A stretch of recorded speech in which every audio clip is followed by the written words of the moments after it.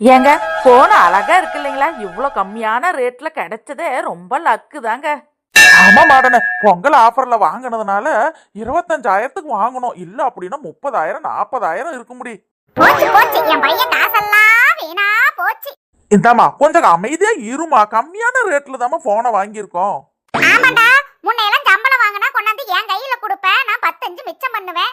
இப்ப சம்பளத்தை கொண்டு போய் உன் பொண்டாட்டி கையில கொடுத்தா இப்படிதான் அவ தண்ட செலவு பண்ணுவா. இது பாருங்கத்த, போன் ஒண்ணு எனக்கு இல்ல, உங்க மவனுக்கு தான் வாங்கினது. யாரு வாங்கினதா என்னடி? அது என் அவனோட சம்பளம் தானே. இப்ப எல்லா காசு வீணா போச்சா? இந்தாமா புரியாத பேசாதமா, இந்த போனு என் மாமியார் வீட்டுல பொங்கலுக்கு வாங்கி கொடுத்ததுமா. ஓ, மாமியார் வீட்ல வாங்கி கொடுத்த போனா ரொம்ப அழகா இருக்குதுடா. மாமியார் கிழவி சரியான கிழவிதான். மாமியார் வீட்டுல வாங்கி கொடுத்தா அது வரவு, இவங்க பண்ணுனா அது செலவா. இது எப்படி கணக்காகும்?